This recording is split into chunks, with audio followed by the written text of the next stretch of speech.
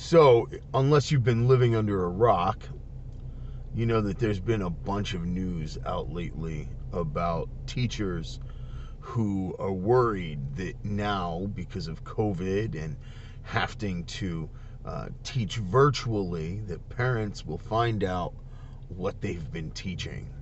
Well, that's kind of a scary admission. The other day, I was looking at an article in a magazine, and this wasn't a Twitter thread, it was a magazine article that actually published this thing about how these teachers were they were talking about how to know that your students have been radicalized by the far right, which of course is crazy.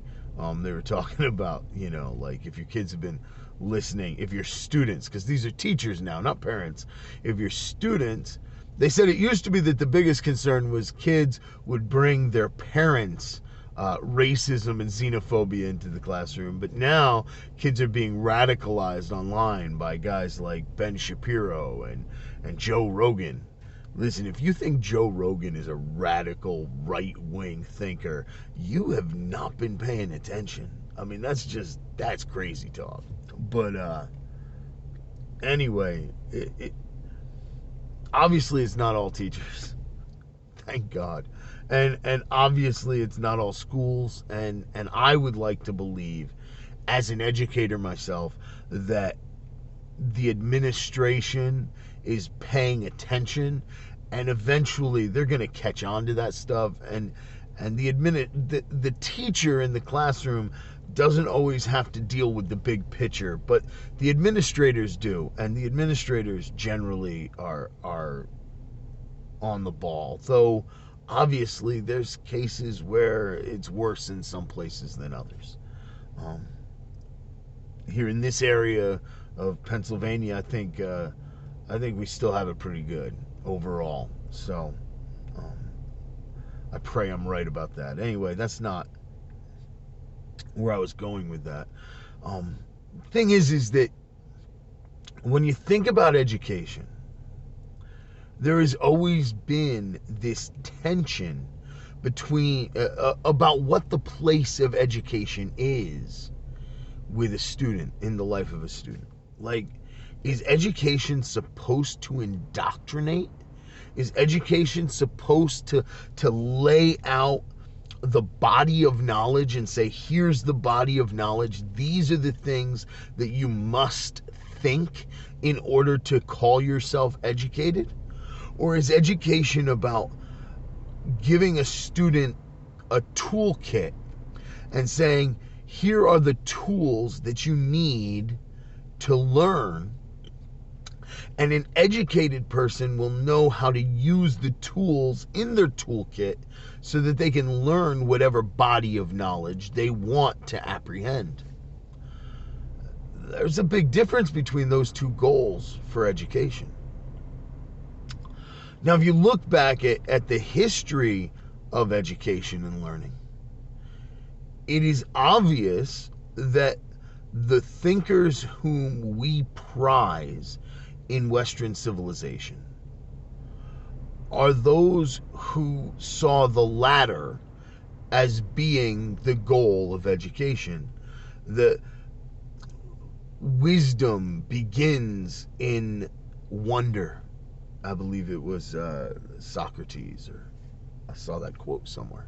Anyway, the rabbis who taught by asking questions, the Socratic method of asking questions, the idea of living life together and helping people to think for themselves through hard concepts and ideas.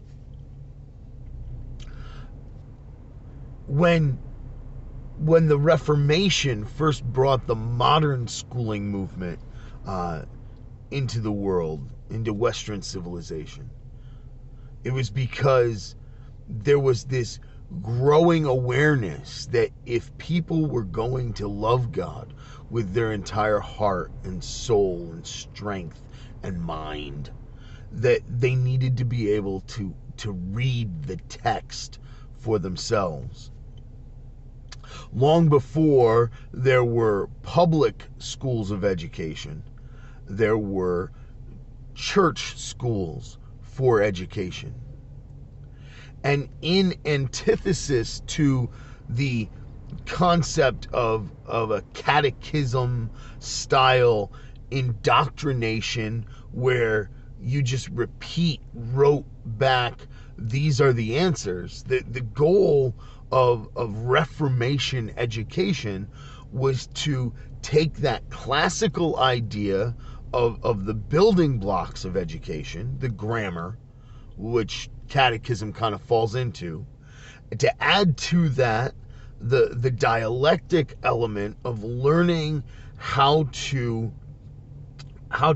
rationally understand the faith, and then to add to that the rhetorical element of being able to argue for the faith. And it was within this context that theology was seen as the queen of the sciences. Like all of the other stuff, all of the other subject matter were philosophical things, and there was a body of knowledge, but that was just the starting point. Those were just the building blocks for the greater work of education, which was to sharpen the mind and to apprehend those tools so that learning becomes possible, critical thinking becomes possible. This is the opposite of indoctrination. And here's where again, something I've said many times, you need to understand the history of the church and the history of the scripture in order to understand the history of Western civilization, because the two are intertwined.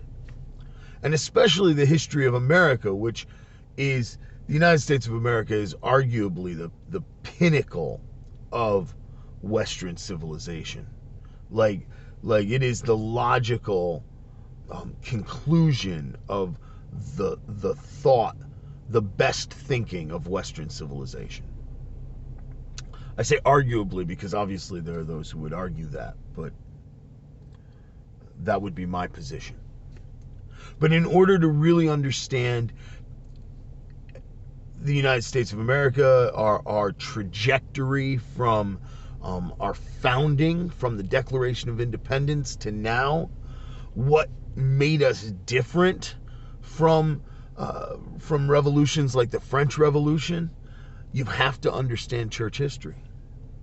It's just like now, if you want to understand why there are protesters in Portland dragging a guillotine out on the streets when they're calling for support from people, and they bring out a guillotine with hopefully fake blood on it.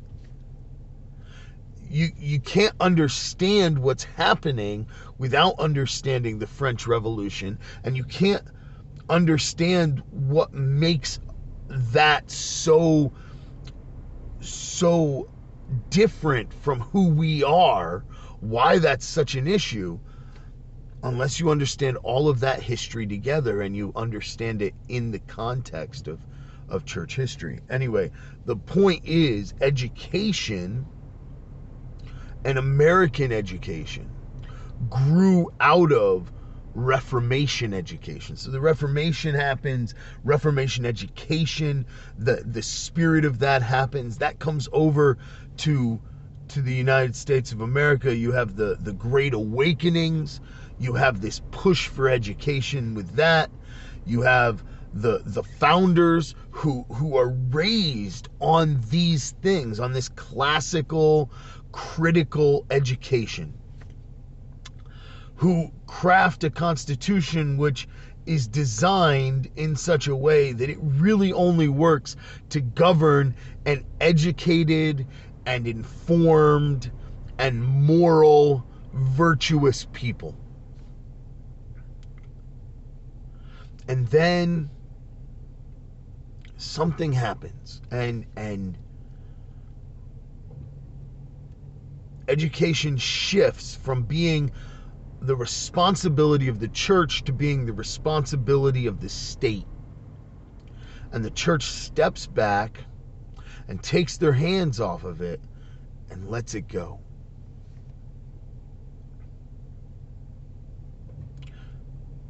And now it's 2020,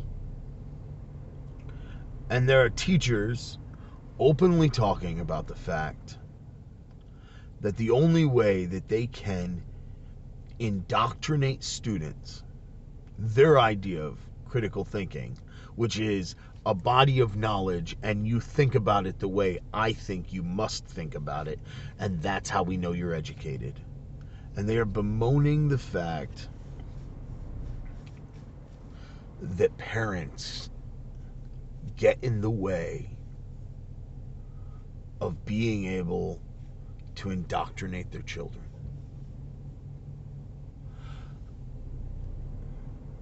How does that happen? That happens because the followers of Christ, what we call the people of God, the church,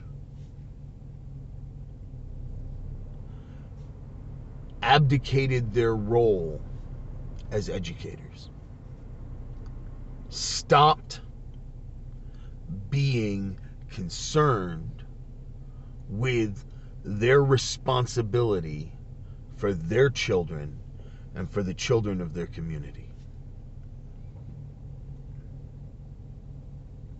Indoctrination is a form of force, of forcing people to believe a certain way.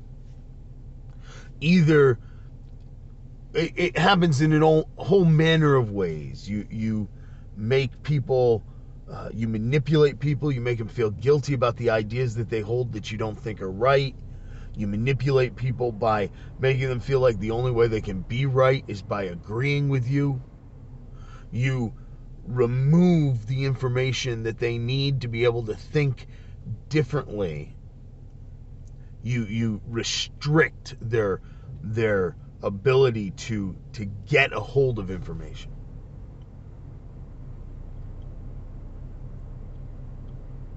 But good ideas don't need force. Good ideas stand on their own. Truth stands on its own. And truth is not Republican or Democrat. Truth is not conservative or liberal. Truth is truth. And real education guides a student to the body of knowledge where they can discover truth for themselves. That's what thinking critically is all about. Anytime we deter a person from the pursuit of truth, we are in fact contributing to indoctrination. As Christians, we need to get a handle on this again. Because our kids, they're our responsibility, nobody else's. We need to be aware that there are those who would gladly indoctrinate our children for us. And if we don't prepare them, if we don't give them the tools for learning first, then we'll lose them. We will lose them. Anyway, that's what I'm thinking about today. So, I wanted to share that with you. May the Lord bless you and keep you. And I'll see you again soon.